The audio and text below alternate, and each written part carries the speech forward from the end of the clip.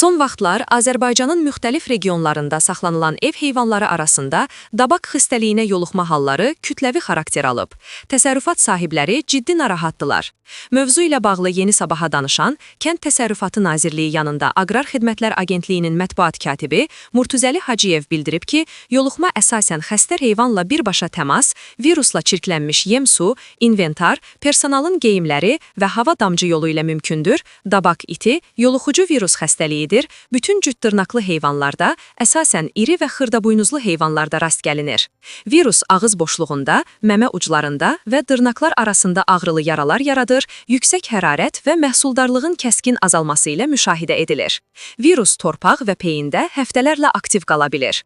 Onun sözlərinə görə, dabaq xəstəliyi Azərbaycan üçün endemik xarakterli xəstəlikdir. Yəni, bu xəstəliyin viruslarının xəstəliyə həssas heyvanlar arasında və ətraf mühitdə dövr etməsi riskləri hər zaman var. Dabaq həm də transsərhəd xəstəlikdir, virus külək vasitəsilə quruda, hətta dənizlərin üzərindən belə kilometrlərlə məsafədən ətrafa yayıla bilər və qonşu dövlətlərin ərazisindən ölkə ərazisinə keçə bilər. Həmçinin tranzit və digər avtomobillerin üzərində keçməsi mümkündür. Xəstəliyin peyvəndlənmədən yayındırılan, müxtəlif səbəblərdən peyvəndlənməmiş, peyvəndləmə tədbirləri nəzərdə tutulmayan digər ölkələrdən ithal olunan heyvanlar arasında yayılma riski var.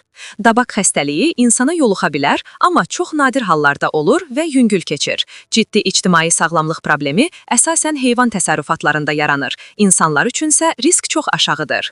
Baytarlar, ət kəsimi məntəqələrində çalışanlar mütləq əlcək, qoruyucu geyim və maska istifadə etməlidirlər. Yoluxmuş heyvanla işləyən şəxslər gigiyenik qaydalara ciddi əməl etməli, sonra əl yüzlərini yaxşıca yumalıdırlar. Süd yalnız qaynadıldıqdan və ya pasterizə olunduqdan sonra içilməlidir. Çiğ süd məhsullarından xüsusən kənd pendiri, qaymaq uzaq durmaq vacibdir. Ət yalnız tam bişirilmiş halda yeyilməlidir, çiğ və ya az bişmiş ətlər kabab riski artırır.